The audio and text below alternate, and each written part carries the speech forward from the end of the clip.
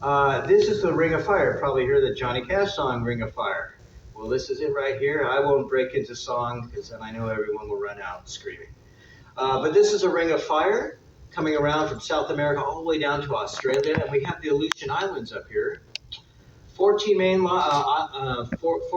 and 55 smaller islands. 57 volcanoes all told. 141 volcanoes in Alaska. Quite a collection. And here are the Aleutian Islands right here.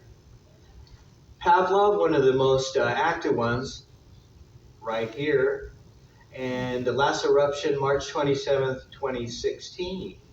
I myself live on a volcano there in Guatemala. Gratefully, it's dormant. Beautiful views. And wildlife. Of course, a big reason to come here. Now, I'm not up in the bridge often, but I will be there through the Endicott Fjord and one other time through another pass that we're going to, through the Snow Pass, I'll be up there. Otherwise, I'll be up on deck oftentimes, just trying to keep my eyes open for whales and dolphins and other sightings. Great to keep your binoculars at the ready. Always hard to say, you know, you might see their blowholes in the distance. That's frequent, you'll see those in the distance. Their blowholes actually aren't emitting water, but those are actually their nostrils, or breathing tubes. You might see water spouted out though because of surface water and condensation, but that's a great way that you can see them, especially if we have calm days. It's easier to identify them because sometimes if it's rough, the little white caps and their spouting will get confused. It can be hard. But we'll try our best. Now they can submerge for 30, even 45 minutes, so it can be tricky. Sometimes I'll see one at the front of the ship. I'll say, hey, we've got a whale on the port side. And by the time we get there, he or she is submerged. But we'll try to be attentive and do our best and just see how things go. We do pass through a couple of marine sanctuaries as well during this trip, one near Washington there. So we do hope to get some sight. Now, interestingly, too, when we encounter whales or when we go through the sanctuaries, the ship will slow. And that, of course, is so that we evade them, but also because their motors can affect their echolocation. So whales use something called echolocation, which is their way of communicating and also judging distance. And this is very similar to what the Navy uses with their sonar. So they're sending out a sound wave and judging how long it takes for that wave to strike a surface, a landmass, or even prey, and bounce back to them and be received. So that's how they're calculating distance. And they found that the hum of the engines and the propellers can affect their ability to communicate. So as we encounter whales or these areas, you might see the ship slow a little bit so that we're not interfering with their echolocation. We'll talk. There's also, I have a Whale of a Time lecture. I named it that because I thought it sounded hilarious. That's another lecture towards the end. So come on by and we'll discuss whales a little bit more in depth. But here are some things we might encounter. On one tour, we did see two brown bears and one black bear. And you can look now, it's very steep, so it's a little difficult, but sometimes you might see them there. And any place where you see a flat landmass in front of the water, that's a good spot because, of course, they'll be there feeding on the yummy salmon that are swimming by and other things. Here is the grizzly bear, more inland. Again, same species as a brown, but different subspecies. Almost looks like he's smiling there. Here we are. Okay, yeah, brown bear and grizzly bear, same species, but different subspecies. Brown bears found in coastal areas, therefore larger, and grizzly bears further inland, therefore smaller, fewer resources for food. Beautiful black bear. We saw one up on the hillside last cruise, or 2 cruises ago. Just beautiful. And then cetaceans. And again, we'll get into this more in depth in the whale lecture. But cetaceans encompass both whales, dolphins, and porpoises. Let's take a look at some of them. Now, also, important to note, the killer whale, or orca, is actually part of the dolphin family. But sometimes you'll hear me just refer to them as whales, just to keep it simple. But they're actually part of the dolphin family officially. So the blue whale, largest creature ever to inhabit the earth, and I give a kids lecture on one of the ships as well. So I learned that you can fit, I think this was Wilson, I think it was 6 years old, educated me that you can fit 13 Tyrannosaurus Rex in one blue whale. The things that kids know nowadays. The main ones we're going to see though, humpback, up to about 50 feet. That's the primary one you're going to see. And if you go on whale watching expeditions, which are fantastic, those boats as well will maintain a distance and cut their motors for the same reason.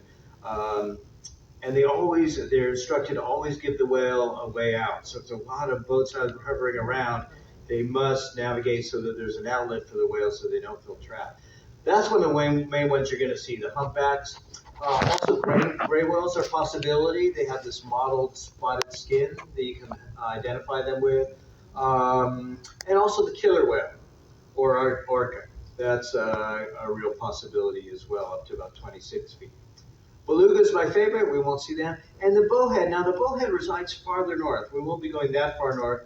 But north of the Bering Sea is a bowhead, and really fascinating. We'll talk in the whale lecture about their importance in Aboriginal communities in the far north of Alaska. An integral part of the community and the feeding process there. Of course, we want to protect whales. They did petition the IWC governing body to hunt up to about 60 whales a year, which is sad, but there are real reasons for it. Mainly, there are no other food supplies that far north in Alaska, and they're very respectful and very spiritual about it, as are all the cultures here.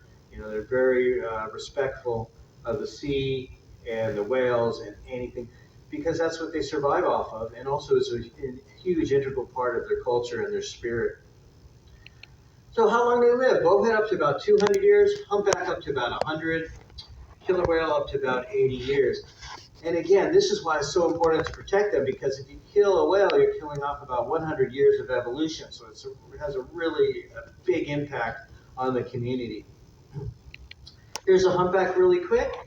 Yeah, I didn't put in too much because we do have the whale lecture, and also let me see how we're doing on time. We're just about right. Humpback, again, we'll see, hopefully, orca or killer whales. This is important to note too. I do want to mention this. The orca, they're very, very crafty hunters, and we'll discuss that in the whale lecture. The way in which they work together, it's really a great life lesson for us all, I think. Rather than just going out by themselves and seeing what they can find as far as food, they'll work together in a community, in a pod, to affect the greatest yield on that hunt. I think it's a great life lesson. But they're very crafty, so never turn your back on a killer whale. You know, it can be quite dangerous, and I do want to show you this, because this happened to me just the other day. I'm just glad I'm still here to share it with you today, because the other day I was there. This was in, I think, just in Skagway, actually. I came on out, and this one actually had climbed over this fence there and hidden behind this tree. And when I came out of the restaurant, almost pounced right on top of me. And only by the grace of God, I'm here to tell you about it today. A close call indeed. Never take it for granted. Anatomy, we'll talk about this just a little bit today, and again, we'll talk about it more in depth in the next one. Baleen, very interesting. There are two types of whales. We have toothed whales and baleen whales. Baleen whales, like the humpback, don't chew their food. They have no teeth. They use something called baleen. So it looks a little like a broom, fibrous broom. It's made out of the same material as your fingernail, keratin, and it's a straining mechanism. So rather than chewing their food, they'll use these ventral grooves on their throats to open their mouths incredibly wide, and they'll take in water and fish all at the same time, and then they'll use that baleen to spew out the water and just retain the fish, then they'll swallow the fish whole. Now, whales' throats are only about as big as a cantaloupe or so they can't swallow anything too large, so they're feeding mainly on krill and other small crustaceans and small fish and things. That's one of the most fascinating aspects, I think. Tubercles also see these bumps on the leading edge there. Mother Nature always has the greatest ideas, even with all the technology in the world. You'll see this same kind of thing implemented on sailboat sails sometimes, and also on aircraft wings. You might see little bumps on the leading edge. And that's because this actually helps the whale's propulsion through the water. Increases their propulsion by about 6% or so, and aerodynamics also on aircraft wings. Blowholes again, right up here, we'll find two in baleen whales, one in toothed whales. Dorsal fins will vary. Like the bowhead really doesn't have a dorsal fin, so that he or she can go under the ice floes more easily and not catch a dorsal fin on their back. We've got the tails or flukes right here, pectoral fin, and the self-explanatory eye. Now, bubble net feeding. I think I have this video in here. This is pretty amazing.